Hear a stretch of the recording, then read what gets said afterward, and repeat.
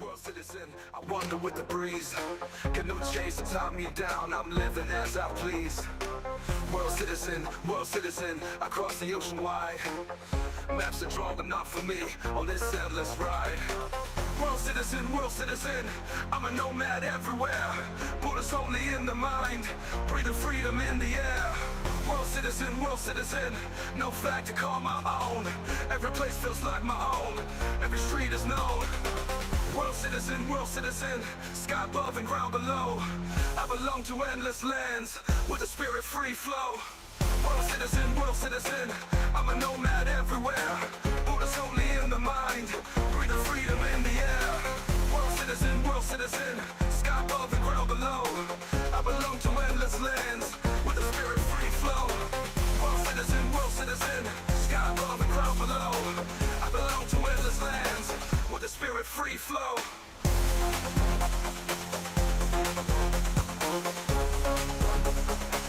With a spirit free flow.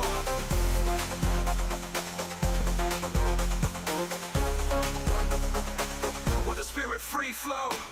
World citizen, sky above and ground below. I belong to endless lands, with a spirit free flow. World citizen, sky above and ground below. I belong to endless lands, with a spirit free flow. World citizen, sky above and ground below. I belong to endless lands, with a spirit free flow. World citizen, sky above and ground below. I belong to endless lands, with a spirit free flow. World citizen, I'm a nomad everywhere. Buddhist only in the mind, breathing freedom in the air. World citizen. World citizen, I wander with the breeze. Canoe chase to tie me down, I'm living as I please. World citizen, I cross the ocean wide. Maps are drawn enough for me on this endless ride. World citizen, I'm a nomad everywhere. Buddhist only in the mind, breathing freedom in the air. World citizen, no flag to call my own. Every place feels like my own, every street is known. World citizen, sky above and ground below. I belong to endless lands, with a spirit free flow. World citizen, I'm a nomad everywhere.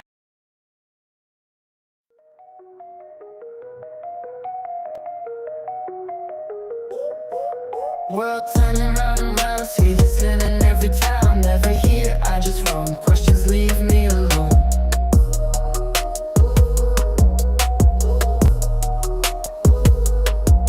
Suspicion in their eyes, is it wrong to live in disguise? Misdemeanor or a crime? I just wonder all the time.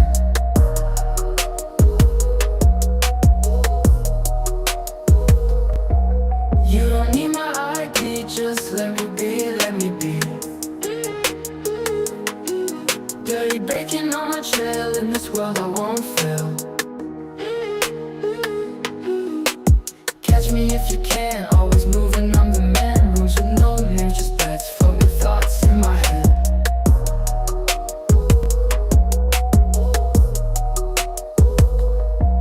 On a train or in the sky, I'm the one who loves to fly. No chains to hold me down, freedom's what I found. You don't need my ID, just let me be, let me be. Dirty bacon on my trail, in this world I won't fail.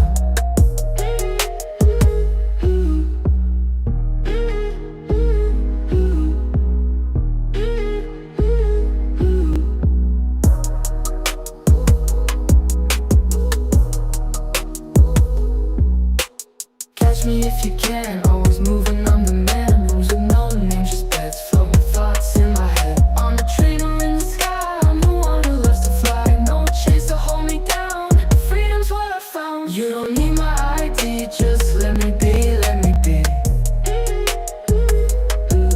Dirty bacon on my trail, in this world I won't fail.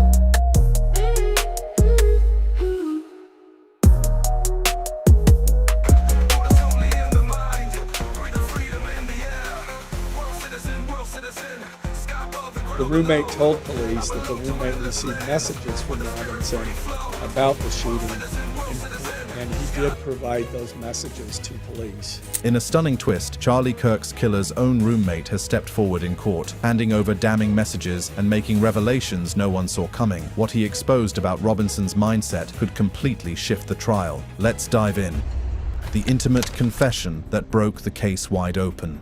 The assassination of Charlie Kirk on September 10, 2025, sent shockwaves through the conservative movement and the entire nation. But what truly broke this case wide open wasn't sophisticated FBI surveillance techniques or high-tech forensics. It was something far more intimate and chilling. It was a series of text messages exchanged between the killer and his romantic partner, messages so detailed and disturbing that they would become the centerpiece of one of the most politically charged murder trials in recent American history. Tyler James Robinson, a 22-year-old from southern Utah, had just committed what prosecutors would later call an act of ideological terrorism. But in the immediate aftermath of his heinous crime, he didn't flee into hiding or maintain his silence. Instead, he did something that would ultimately seal his fate. He confessed everything to the person he loved most in the world. That person was Lance Twiggs, Robinson's roommate and romantic partner, described in court documents as a biological male in the process of transitioning to female. The relationship between these two young men would prove to be far more than just a footnote in this tragic story. It would become the key that unlocked the entire conspiracy and revealed the disturbing motivations behind one of the most shocking political assassinations in modern American history. To understand the full gravity of what transpired, we need to go back to that fateful day when Charlie Kirk, the 31-year-old founder of Turning Point USA, arrived at Utah Valley University for what would be his final. Get top quality flooring professionally installed at unbeatable prices with Express Flooring. Choose from our warehouse Public appearance. Charlie Kirk arrives for Turning Point USA's event, the American Comeback Tour. It's the first of a 15-stop tour of colleges, something Charlie Kirk has become famous for. Kirk was there as part of his signature Prove Me Wrong campus tour, an event that had made him famous for engaging directly with students in heated political debates. What no one in that crowd of 3,000 students could have imagined was that roughly 200 yards away, positioned on a nearby rooftop, Tyler Robinson was preparing to commit an act that would change American politics forever. A single shot rings out. Charlie Kirk is hit in the neck. Chaos unfolds. The single .30-06 round fired from Robinson's Mauser Model 98 bolt-action rifle, an heirloom gifted to him by his father on his 18th birthday, struck Kirk in the neck with devastating precision. The conservative activist and media personality was pronounced dead at the scene, becoming a martyr for millions of his followers and igniting a political firestorm that continues to burn to this day. But while law enforcement launched what would become a 33-hour manhunt, Robinson was already making what would prove to be the most catastrophic mistake of his criminal enterprise. Rather than maintain operational security and disappear into the American wilderness, he was compelled by love, guilt, and perhaps a twisted need for validation to share his darkest secret with the one person who meant everything to him. The text message exchange began with Robinson directing Twiggs to look under his computer keyboard, where a handwritten note waited like a ticking time bomb. That note, photographed by police and later presented as evidence, contained just 17 words that would change both of their lives forever. I had the opportunity to take out Charlie Kirk, and I'm going to take it. What followed was perhaps one of the most chilling and intimate criminal confessions ever captured in digital format. Twiggs, clearly shocked and hoping against hope that this was some kind of twisted joke, responded with desperate disbelief. After reading the note, the roommate responded, "What? You're joking, right? Robinson, I am still okay, my love, but I'm stuck in Orem for a little while longer yet." But Robinson's response shattered any illusion that this might be some kind of sick prank. With a casualness that would later shock prosecutors and the American public alike, he not only confirmed what he had done, but began to share operational details about his escape plan. "Shouldn't be long until I can come home, but I gotta grab my rifle still. To be honest, I had hoped to keep this secret till I died of old age." The level of premeditation revealed in these messages was staggering. Robinson hadn't acted in a moment of passion or temporary insanity. This was a carefully planned assassination that he had hoped to take to his grave. He had scouted the location for over a week, purchased expensive equipment including a $2,000 scope, and had even prepared contingency plans for retrieving his weapon from what he called his drop point. When Twiggs pressed him with the obvious question, "You weren't the one who did it, right?" Robinson's response was as chilling as it was definitive. "Robinson, I am. I'm sorry. Roommate, I thought they caught the person. Robinson, no, they grabbed some crazy old dude, then interrogated someone in similar clothing. This exchange revealed not only Robinson's guilt, but also his awareness of the massive law enforcement response already underway. The FBI and local authorities had indeed detained and questioned multiple individuals in their desperate search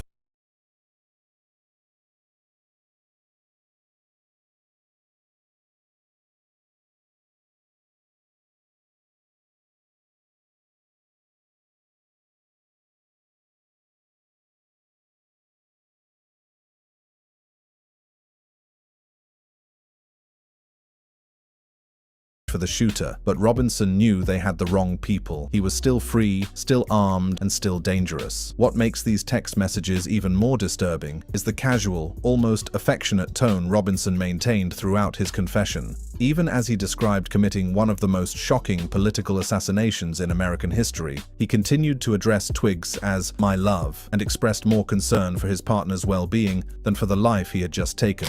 Going to attempt to retrieve it again. Hopefully they have moved on. I haven't seen anything about them finding it. Roommate, how long have you been planning this? Robinson, a bit over a week, I believe. So you think you know Wicks, but do you really? First up, we've got Revelation of the timeline was crucial for prosecutors building their case for premeditated murder. This wasn't a spontaneous act of violence or a moment of temporary insanity. Robinson had been planning Charlie Kirk's assassination for over a week, methodically preparing for what he saw as a necessary act of political violence. Perhaps most chilling of all was Robinson's explanation of his motive when Twiggs finally asked the question that was burning in both their minds: why? His response revealed the ideological hatred that had driven him to commit murder. Robinson, why did I do it? Roommate, yeah.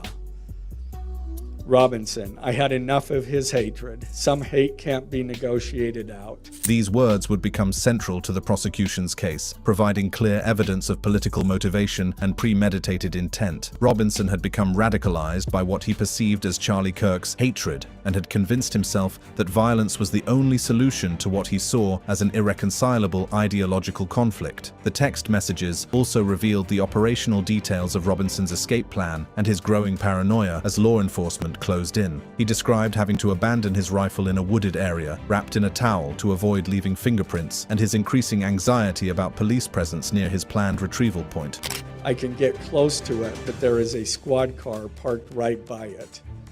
I think they already swept that spot, but I don't want to chance it. But perhaps the most telling aspect of these messages was how they revealed Robinson's character, or lack thereof. Even as he confessed to murder, he seemed more concerned about disappointing his father than about the life he had taken. I'm worried what my old man would do if I didn't bring back Grandpa's rifle. IDEK if it's had a serial number, but it wouldn't trace to me. The casual way Robinson discussed the mechanical details of his crime, including his concerns about serial numbers and his bizarre jokes about the anti-fascist messages he had engraved on his bullets, painted a picture of a young man completely detached from the moral gravity of what he had done. Remember how I was engraving bullets?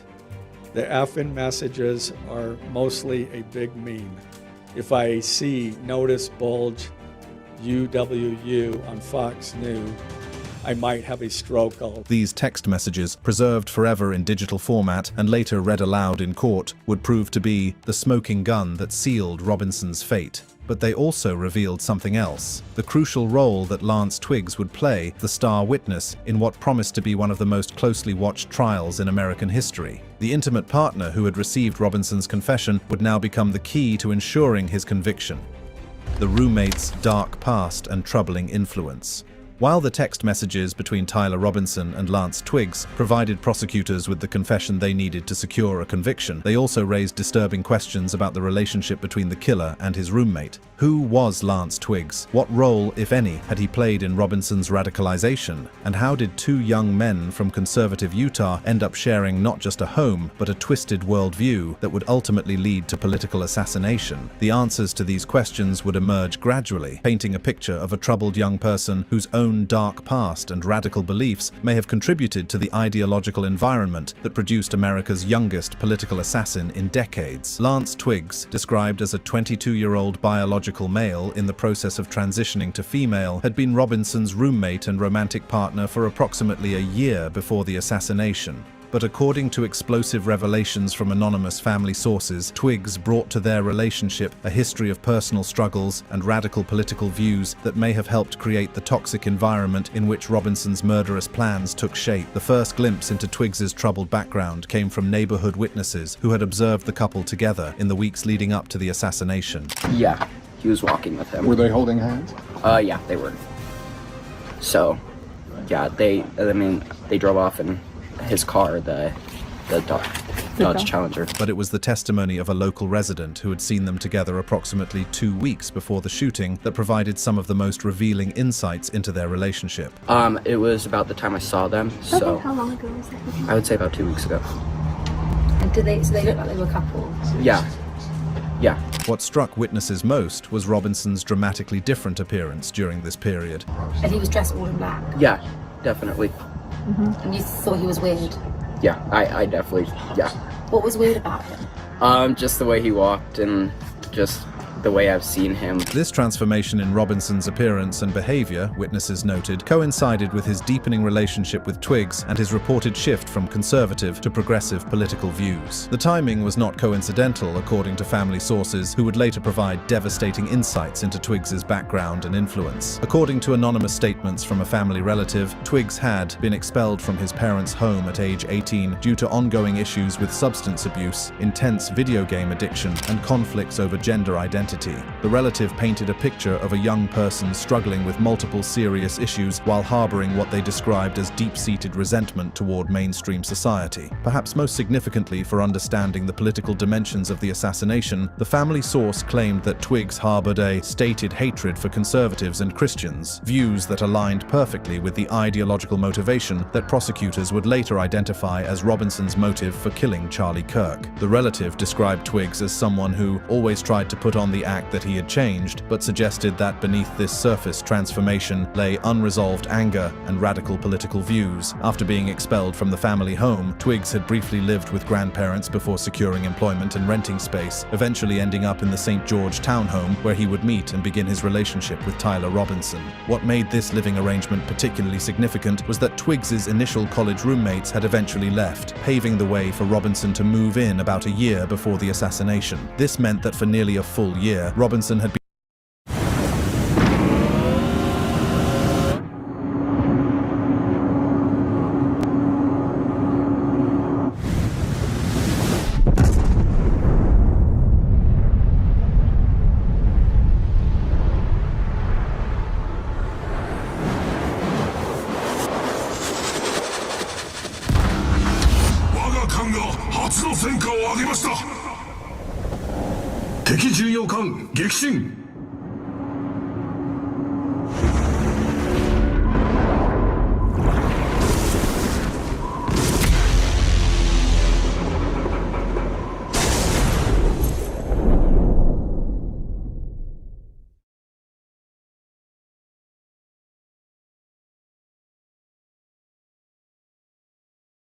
We have got to the point where literally anybody can build a fully working app without knowing how to code. This is Base 44.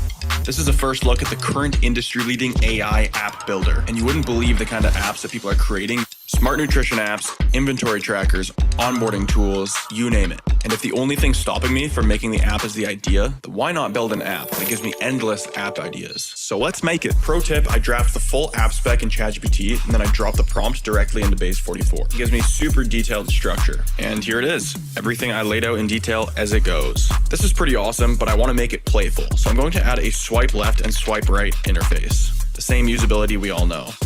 Now I'm going to add one more feature. So every idea been living in close quarters with someone whose worldview was diametrically opposed to his own family's conservative values and who, according to family sources, harbored active hostility toward the very political movement that Charlie Kirk represented. The influence of this relationship became even more apparent when witnesses described conversations they had overheard between the couple. I remember them talking about a doctor's appointment. It was about 2 weeks ago, I would say. And they were kissing? Yeah. These observations suggested that Twiggs was actively pursuing gender transition treatment, a process that would have been deeply personal and potentially emotionally charged. For Robinson, whose own journey from conservative Republican to radical leftist activist had reportedly begun around the same time as his relationship with Twiggs, this intimate exposure to transgender issues may have contributed to his growing hostility toward figures like Charlie Kirk, who had become prominent critics of transgender ideology and policies. The timing of Robinson's ideological transformation was particularly striking when viewed in the context of his relationship with Twiggs. Family members told investigators that Robinson had become more political in recent years, with this transformation reportedly accelerating during the period of his romantic relationship with Twiggs. During a recent family dinner, Robinson had specifically mentioned that Charlie Kirk was coming to Utah Valley University, and according to family members, they talked about why they didn't like him and the viewpoints that he had. The family member also stated that Robinson characterized Kirk as being full of hate and spreading hate, language that would later be echoed almost verbatim in his confession to Twiggs. This parallel between Robinson's private conversations with family members and his later explanation to Twiggs of his motive for murder suggested a consistent pattern of thinking that may have been reinforced and amplified through his intimate relationship with someone who shared his newfound hostility toward conservative figures. The investigation into Twiggs's background also revealed the complex family dynamics that had shaped his worldview. The family relative who spoke anonymously described ongoing conflicts over Twiggs's gender identity, with his father viewing it as disrespectful and problematic. This rejection by his own conservative family may have intensified Twiggs's hostility toward traditional values and the political figures who championed them. What made Twiggs's influence on Robinson potentially even more significant was the power dynamic in their relationship. Robinson, despite his own troubled trajectory, had come from a stable, loving family that had supported his academic achievements and celebrated his successes. Neighbors described him as having been a smart, quiet student who never caused any problems, and who had maintained good relationships with teachers and authority figures throughout his youth. In contrast, Twiggs had experienced family rejection, substance abuse issues, and social isolation, experiences that may have created a more hardened adversarial worldview. For Robinson, who was navigating his own identity crisis and ideological transformation, Twiggs may have represented not just a romantic partner, but a guide into a new way of seeing the world, one in which violence against political opponents could be justified as necessary resistance against hatred. The investigation also revealed that Twiggs had not immediately reported Robinson's confession to authorities, despite receiving detailed admissions of guilt and ongoing communications about evading law enforcement. While prosecutors ultimately decided not to charge Twiggs with any crimes related to this delay, it raised questions about his level of sympathy for or complicity in Robinson's actions. The text messages themselves provided additional insights into the dynamic between the two men. Throughout their exchange, Robinson consistently addressed Twiggs with terms of endearment like "my love," while also seeking what appeared to be validation or understanding for his actions. When Robinson told Twiggs that he had had enough of his Kirk's hatred and that some hate can't be negotiated out, he seemed to be appealing to shared values and assumptions about the justification for his violence. Twiggs's responses, while expressing shock and concern, did not include moral condemnation of the assassination itself. Instead, his questions focused on practical matters: whether Robinson had been caught, how long he had been planning the attack, and what his next steps would be. This pattern suggested a level of acceptance, if not approval, of Robinson's actions that was consistent with the shared ideological framework that family sources said characterized their relationship. Perhaps most disturbing was the revelation that Twiggs was expected to serve as a star witness at Robinson's trial, potentially testifying about the context of their messages and their relationship dynamics. This meant that the person who may have played a significant role in Robinson's radicalization would now be tasked with providing testimony that could help secure his conviction and potential execution. The complex relationship between Robinson and Twiggs represented more than just a footnote in the case. It illuminated the intimate personal dimensions of political radicalization in modern America. Here were two young people whose private struggles with identity, family rejection, and social isolation had intersected with broader political currents to create a toxic environment in which assassination could seem not just justified, but necessary. As the case moved toward trial, the role of Lance Twiggs would continue to be scrutinized not just for his value as a witness, but for his potential influence on the trajectory that led Tyler Robinson from conservative teenager to political assassin. The answers to these questions would prove crucial not just for understanding this particular crime, but for grappling with the broader challenge of preventing political violence in an increasingly polarized society. The trial, the verdict, and America's reckoning. as Tyler Robinson's case moved toward what promised to be one of the most closely watched trials in American history. The shocking revelations from Lance Twiggs and the devastating text message evidence had already fundamentally altered the trajectory of American political discourse. The intimate details of Robinson's confession, combined with the disturbing insights into his relationship with Twiggs, had transformed this from a simple criminal case into a national referendum on political violence, radicalization, and the toxic intersection of personal grievances with ideological extremism. The formal charges against Robinson were as serious as they were extensive: 7 felonies, including aggravated murder, felony discharge of a firearm causing injury, obstruction of justice, and witness tampering. But what made this case unprecedented was not just the severity of the charges, but the political context that surrounded them and the implications they carried for American democracy itself. Utah County Attorney Jeff Gray, leading the prosecution, made the extraordinary decision to seek the death penalty, citing not just the heinous nature of the crime, but its broader implications for society. The prosecution's strategy would center heavily on the text messages between Robinson and Twiggs, which provided what legal experts described as the most complete and damning confession in the history of American political assassination cases. Robinson's virtual arraignment on September 16, 2025, provided the first glimpse of how the case would unfold in court.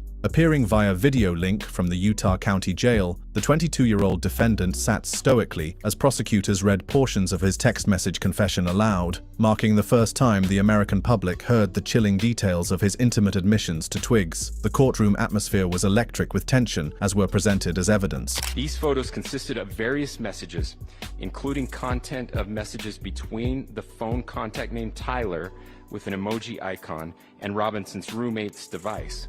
The content of these messages. From Southwestern Medical Foundation, this is Learning from Leaders. We sit down with changemakers. Included messages affiliated with the contact Tyler. The prosecution's reading of the messages in open court had a devastating impact, particularly Robinson's casual admission of guilt and his detailed descriptions of operational planning, stating a need to retrieve a rifle from a drop point, leaving the rifle in a bush.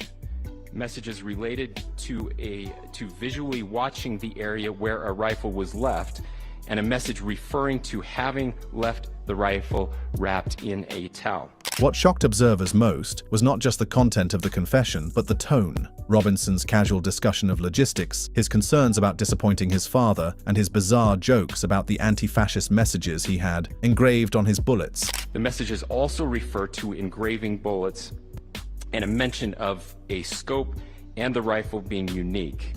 Messages from the contact Tyler also mentioned that he had changed outfits. The engraved bullets became a particularly powerful piece of evidence for prosecutors. Utah Governor Spencer Cox had previously stated that the message, "Hey fascist, catch," found on one of the bullet casings speaks for itself in terms of establishing political motive. The combination of these physical evidence and Robinson's own admissions created what legal experts described as an essentially insurmountable case for the defense. But the trial would be about more than just securing Robinson's conviction. It would become a national forum for examining the broader implications of his crime. FBI Director Kash Patel described the assassination as ideological terrorism, a characterization that elevated the case beyond simple murder to an attack on the foundations of American democratic discourse. The political ramifications extended far beyond the courtroom. Conservative figures and Republican officials seized on the case as evidence of escalating left-wing violence, while others pointed to it as a symptom of broader societal polarization that had made political violence seem acceptable to some Americans, regardless of their ideological orientation.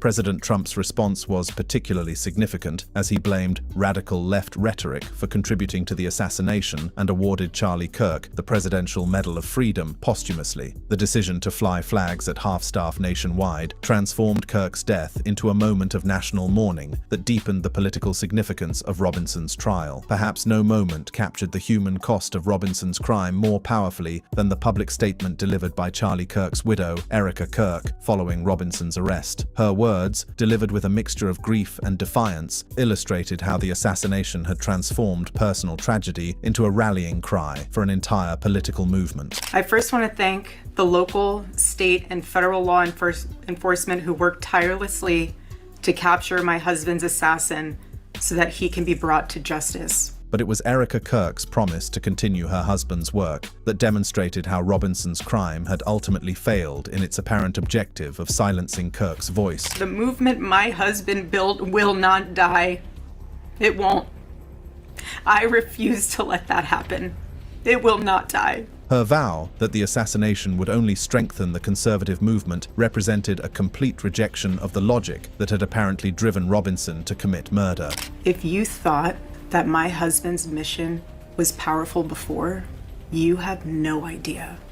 You have no idea what you just have unleashed across this entire country and this world. The role of Lance Twiggs as a key witness became increasingly complex as the case moved toward trial. While prosecutors had decided not to charge him with any crimes related to his delayed reporting of Robinson's confession, his testimony would be crucial for establishing the context and authenticity of the text messages that formed the cornerstone of the prosecution's case. The defense team faced the nearly impossible task of creating reasonable doubt in the face of Robinson's own detailed confession and the overwhelming physical evidence linking him to the crime.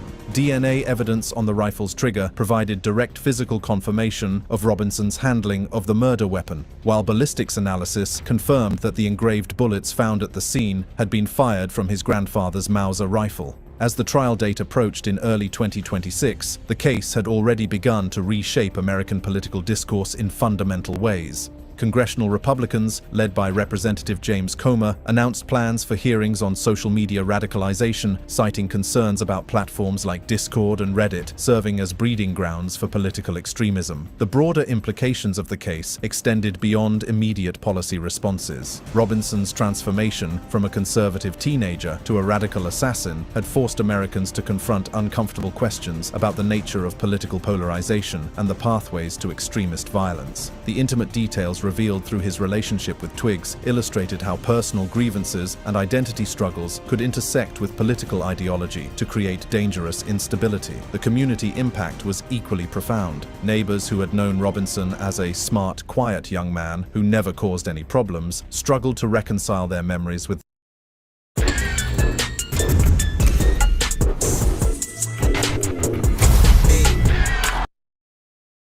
the reality of what he had become. The shock was particularly acute for his former teacher, who described him as having been very smart with a real mellow personality who kept to himself and never caused trouble in school. The trial itself, when it finally began, would serve as more than just a legal proceeding. It would become a national examination of how American democracy could protect itself from the kind of ideological violence that Robinson represented. The intimate revelations about his relationship with Twiggs, the chilling details of his text message confession, and the overwhelming physical evidence would combine to create a compelling narrative about the dangers of unchecked political radicalization. As Robinson sat in the Utah County Jail awaiting trial, the case had already achieved something that his assassination of Charlie Kirk had not. It had strengthened rather than weakened the conservative movement he had sought to damage. Kirk's martyrdom had elevated his message and mobilized his supporters in ways that his life alone might never have accomplished. The ultimate irony of Robinson's crime was perhaps best captured in Erica Kirk's final words to her husband's supporters. If you want to get involved, the best way you can do that is going to tpusa.com. That's what he would say every day from this chair. Every single day.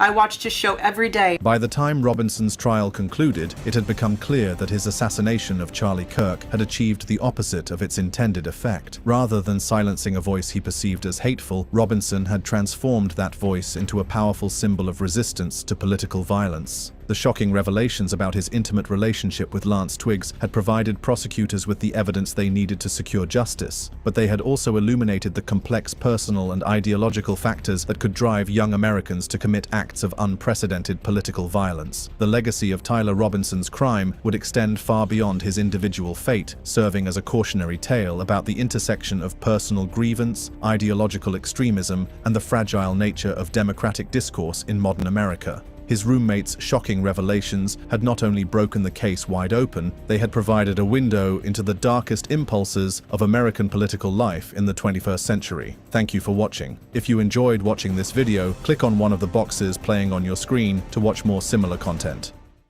He has not confessed to authorities. He is not cooperating. But all the people around him are cooperating, and I think that's very important. Tyler Robinson, the man who shot and killed Charlie Kirk, now knows his grim fate, yet he's shown no sign of remorse. Will he face the electric chair an unrepentant man, or will he finally spill the beans on what his motivations were? Let's break it all down. The hunt and capture. The manhunt that followed Charlie Kirk's assassination would prove to be as dramatic and revealing as the crime itself, ultimately leading to the identification and capture of a suspect whose background would challenge many assumptions about political violence in America. The suspect has been publicly identified as Tyler Robinson, a 22-year-old Utah native from Washington County in southern Utah. What made this case particularly intriguing from an investigative standpoint was not just the identity of the killer, but the circumstances surrounding his capture and the wealth of evidence that law enforcement was able to compile against him. Robinson was arrested on September 12, 2025, ending a 33-hour manhunt involving the FBI, local law enforcement, and a $100,000 reward offered by the FBI. The relatively swift conclusion to the manhunt was due in large part to the cooperation of Robinson's own family, highlighting the complex personal dynamics that would come to define this case. While the assassination had been carried out with cold precision and apparent planning, the aftermath revealed a suspect who seemed unprepared for the consequences of his actions. He was taken into custody without incident after his father recognized him in grainy surveillance photos released by police and urged him to surrender. This detail would prove particularly significant in understanding the family dynamics at play, as it revealed a father willing to turn in his own son for the sake of justice, despite the personal anguish such a decision must have caused. He's become radicalized. So many things have been learned about him so quickly. He's become totally radicalized and crazy, and it must have been traumatic because the parents are conservative people, supposed to be very nice people, living in Utah, and the father turns in the son. Boy, that's a tough deal. Even President Trump acknowledged the difficult position Robinson's father found himself in, recognizing the extraordinary nature of a parent's decision to facilitate their own child's arrest for such a heinous crime. The evidence compiled against Robinson was overwhelming in both its volume and its damning implications. Forensic evidence strongly ties Robinson to the scene. DNA from a towel and screwdriver recovered near the discarded rifle matches Robinson's profile, as confirmed by FBI Director Kash Patel. The physical evidence alone would have been sufficient to build a strong case, but investigators were able to uncover an even more comprehensive picture of Robinson's guilt through digital forensics and witness testimony. Perhaps most revealing was the written evidence that investigators were able to recover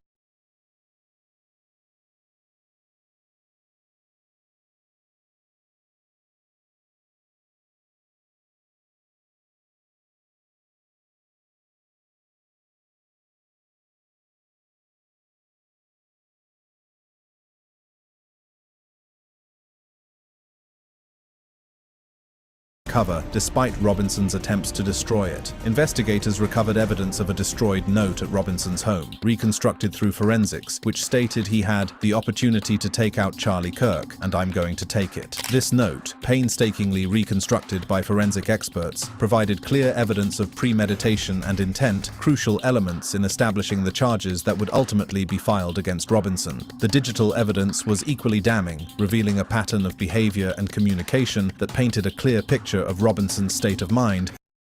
Sound familiar? Everyone's hyping AI coding. You try Cursor, but it just doesn't live up to the hype in your real code.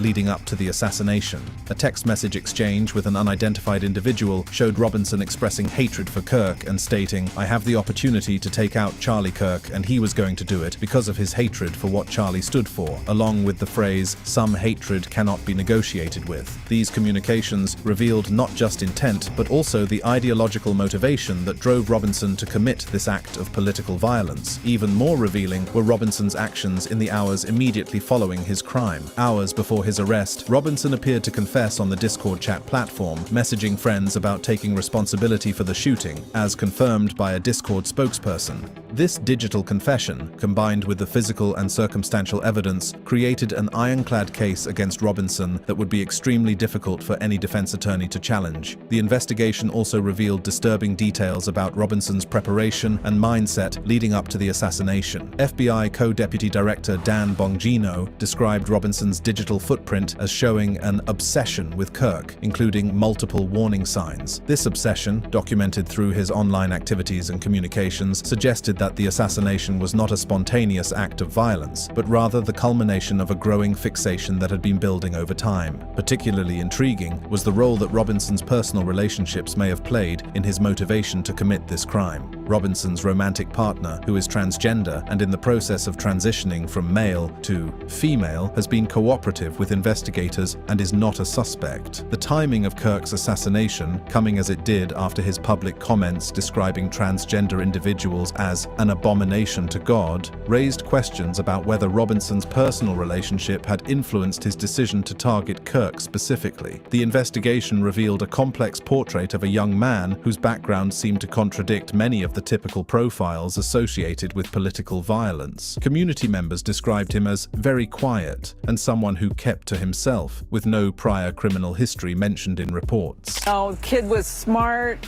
quiet. He never caused any problems. Are you shocked by this? It was a shock. Oh yes, I am shocked. Very shocked. This testimony from those who knew Robinson personally painted a picture of someone whose outward demeanor gave little indication of the violence he was capable of committing. Perhaps most significant was the ideological transformation that Robinson appeared to have undergone in the period leading up to the assassination. His family is described as staunchly Republican, but Robinson had reportedly veered left politically in recent years. This political evolution, combined with his online activities and personal relationships, created a perfect storm of factors that ultimately led to his decision to commit this act of political violence. The method by which Robinson carried out the assassination also revealed significant preparation and skill. This observation highlighted one of the most troubling aspects of the case, that Robinson's upbringing in a gun-owning family had provided him with the very skills that made his assassination of Kirk possible. The evidence compiled during the investigation revealed not just Robinson's guilt, but also the complex web of factors that had contributed to his radicalization and ultimate decision to commit political violence. As investigators continued to piece together the full story of how and why Robinson had decided to target Charlie Kirk, they uncovered a narrative that challenged many assumptions about political violence in America and raised difficult questions about the role of online communities, personal relationships, and political discourse in radicalizing young Americans. The assassination that shook America. The afternoon of September 10, 2025, was supposed to be just another routine speaking engagement for Charlie Kirk, a man who had built his career on challenging liberal orthodoxy and mobilizing young conservatives across American college campuses. The incident occurred mid-sentence as Kirk addressed a crowd of about 3,000 during a Q&A session on topics including transgender rights and mass shootings. In what would tragically become his final public statement, Kirk had described transgender individuals as an abomination to God, words that would take on haunting significance in light of what investigators would later uncover about his killer's personal life. The precision of the attack was chilling in its execution and devastating in its outcome. Authorities described the attack as a targeted assassination, with Kirk struck by a single long-range gunshot to the neck, severing his jugular vein and causing instant death. The clinical nature of the killing spoke to careful planning and preparation, far removed from the passionate, impulsive act of violence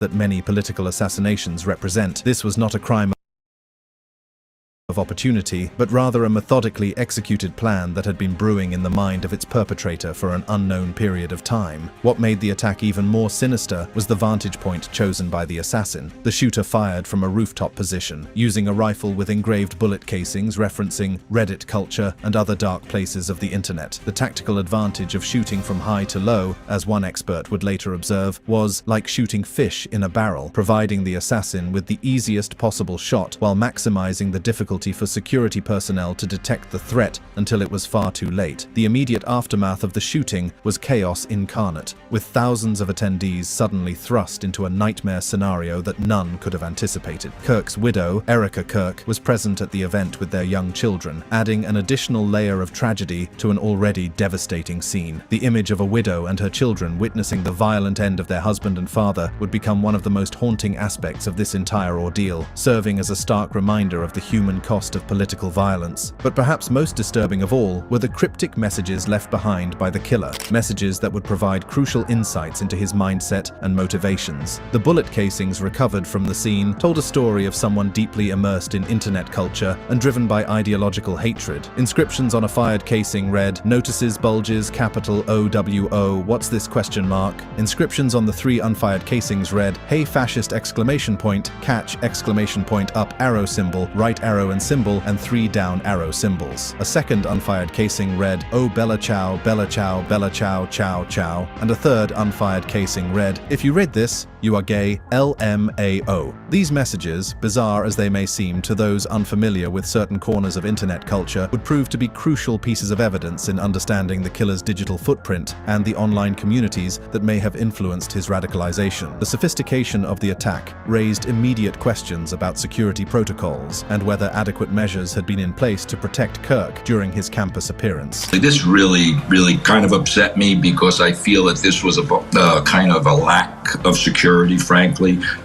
People talk because he wasn't a political candidate, but there's an assembly of 3,000 people in a fishbowl, basically sitting ducks, as was Charlie, and there was no rooftop surveillance. As one retired police lieutenant would later observe, the absence of rooftop surveillance was a critical security failure that could have been prevented with basic precautions. The weapon used in the assassination was itself a testament to the killer's preparation and intent. The rifle, described as a long-range weapon capable of accurate shots at significant distances, was not the type of firearm that someone would casually acquire for a spontaneous act of violence. This was a tool chosen specifically for its lethality and effectiveness at the distance from which the shot was taken, further underscoring the premeditated nature of the crime. As news of the assassination spread across the nation, it became clear that this was not simply the loss of a conservative commentator, but rather an attack on the very foundations of American political discourse. The assassination prompted national mourning, with President Donald Trump ordering flags at half-staff, Vice President J.D. Vance hosting a tribute episode of Kirk's podcast, and vigils held across the U.S., including at Turning Point USA headquarters in Phoenix and the Kennedy Center in Washington.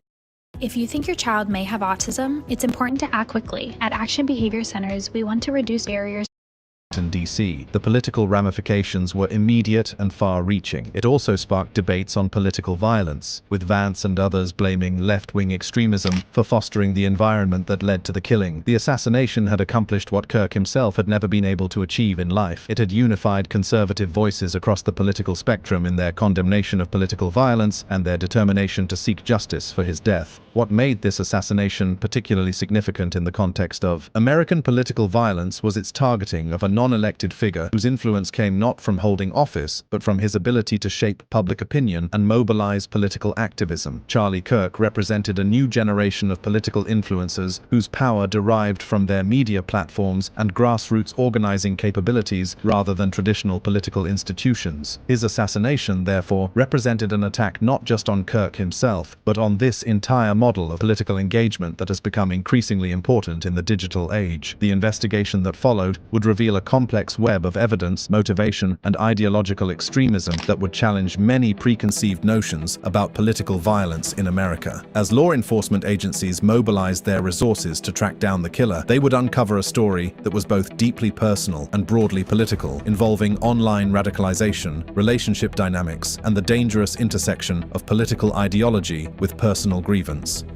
Justice, politics, and the path forward. The arrest of Tyler Robinson marked the beginning of what promises to be one of the most closely watched criminal proceedings in recent American history, as prosecutors prepare to seek the ultimate penalty against a young man whose crime has shaken the foundations of political discourse in America. Robinson is being held without bail in a Utah jail under special watch due to concerns over his safety and potential non-cooperation. The significance of this case extends far beyond the prosecution of a single individual, touching on fundamental questions about political violence, online radicalization, and the state of American democracy in the digital age. The legal proceedings against Robinson have been fast-tracked, reflecting both the severity of the charges and the intense public interest in seeing justice served. Robinson is scheduled to appear in court in Provo, Utah on September 16, 2025, facing aggravated murder charges. The decision to charge Robinson with aggravated murder rather than simple murder reflects prosecutors' belief that they can prove the additional elements necessary to make Robinson eligible for the death penalty under Utah law. The facility where Robinson is currently being held tells its own story about the seriousness with which authorities are treating this case. Tyler Robinson is currently being held without bail at the Utah County Jail, located at 3075 North Main Street in Spanish Fork, Utah. He is housed in the jail's Special Housing Unit, SHU, under a special watch protocol, which involves heightened monitoring due to the severity of his charges, potential behavioral issues, and suicide risk assessments. This level of security reflects not only the gravity of the charges against Robinson, but also the high-profile nature of the case and the potential for retaliation or harm to come to the defendant. The charges that Robinson faces carry the most severe penalties available under both Utah state law and federal jurisdiction. If convicted of aggravated murder, Robinson faces the possibility of the death penalty, pursued by Utah prosecutors. President Donald Trump and Utah Governor Spencer Cox have publicly called for the death penalty, increasing pressure on prosecutors to file a notice of intent within 60 days of arraignment. The political response to Kirk's assassination has been swift and far-reaching, revealing deep divisions in American society about the nature of political violence and its underlying causes. The federal government's response has been particularly noteworthy, both for its scope and its political implications. President Donald Trump responded swiftly to the assassination of Charlie Kirk on September 10, 2025, by ordering all U.S. flags at federal buildings, military installations, embassies, and other government properties to be flown at half-staff until sunset on September 14,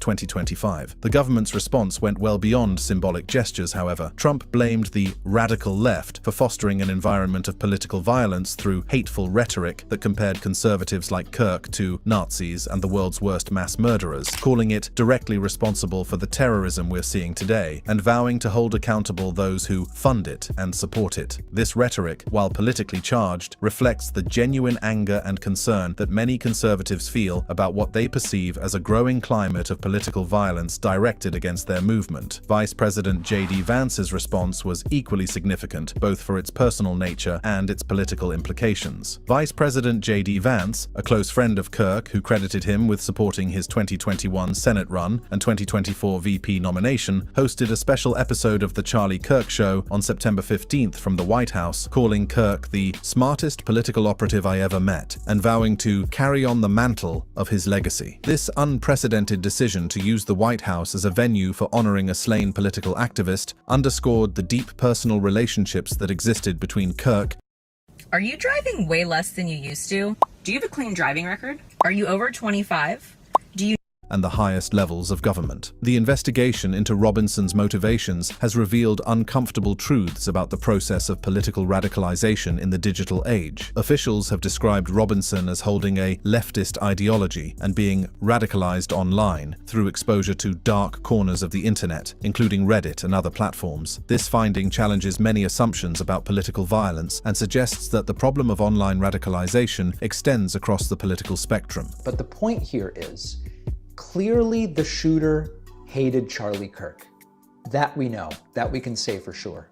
But in terms of the theories that are being spouted here, they are wild and completely without evidence. This observation highlights one of the most challenging aspects of understanding political violence: the tendency for people to project their own political biases onto the motivations of perpetrators rather than examining the complex reality of what drives individuals to commit such acts. Perhaps most troubling of all is what Robinson's case reveals about the failure of traditional safeguards to prevent political violence. But every single one of these analyses that I've heard, and actually even calling it an analysis is a little bit generous, something that's been missing from this is that Trump and MAGA and Republicans in their various forms have been telling us for years that certain traits are good and godly and they are the best environment for a kid to be brought up in.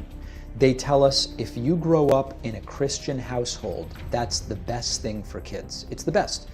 But in this case, growing up in this... Robinson's background challenged many conservative assumptions about what factors protect young people from radicalization and violence. The security failures that allowed Robinson to carry out his attack have prompted serious discussions about how to better protect public figures and political events. There was no rooftop surveillance. We just learned this a year ago. And I talked to my colleagues about that, and their first thing is, well, we can't put people on roofs all the time. I'm not talking about putting Navy snipers on the roof. I'm talking to put a volunteer with a radio or a cell phone on the highest point. These observations from experienced law enforcement professionals highlight practical steps that could be taken to prevent similar attacks in the future. The case against Robinson appears to be overwhelming, but his defense team will likely explore several avenues in their attempt to save his life. The combination of physical evidence, digital communications, witness testimony, and Robinson's own admissions creates a nearly insurmountable challenge for any defense attorney. Confessed to authorities. He is not cooperating, but all the people around him are cooperating, and I think that's very important. We're collecting much more, including forensic evidence that is coming back from Quantico. Despite Robinson's refusal to cooperate with authorities, the evidence against him continues to mount. The broader implications of this case extend far beyond the fate of Tyler Robinson himself. The assassination of Charlie Kirk represents a watershed moment in American political discourse, forcing a reckoning with the toxic nature of online political culture and its potential to inspire real-world violence. The case has led to firings of employees celebrating the killing, including United Airlines pilots, and warnings from officials like Florida Governor Ron DeSantis about sanctions for inflammatory statements. As the legal proceedings against Robinson move forward, they will serve as a test of the American justice system's ability to handle cases involving political violence in the digital age. The evidence suggests that Robinson's conviction is all but certain, but the questions raised by his case about online radicalization, political violence, and the protection of public figures will continue to challenge American society long after Robinson's fate has been decided. The death of Charlie Kirk and the arrest of Tyler Robinson represent more than just another case of political violence in America. They represent a fundamental challenge to the foundations of democratic discourse and a stark reminder of the real-world consequences that can flow from the toxic political culture that has increasingly come to dominate American public life. As Robinson awaits his day in court, the nation grapples with the uncomfortable truths that his case has revealed about the state of political discourse in America and the work that must be done to prevent future tragedies of this magnitude. Thank you for watching this video. If you'd like to watch another fascinating video like this, click on one of the boxes on your screen right now. From Southwestern Medical Foundation, this is Learning from Leaders, the podcast where real conversations can create real impact.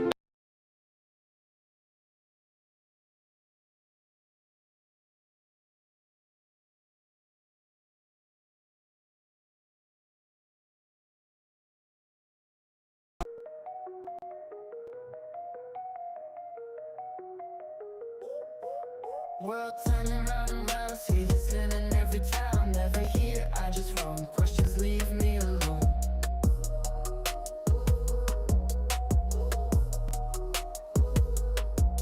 Suspicion in their eyes, is it wrong to live in disguise? Misdemeanor or a crime? I just wonder all the time.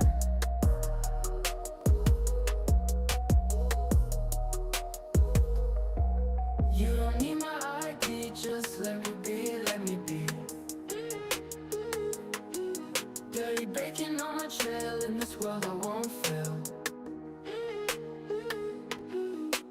Catch me if you can, always moving, I'm the man. Rooms with no names, just beds full with thoughts in my head.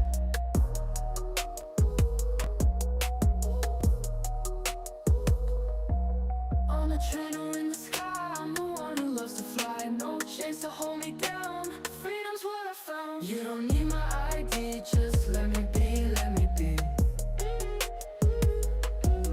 Dirty bacon on my trail, in this world I won't fail.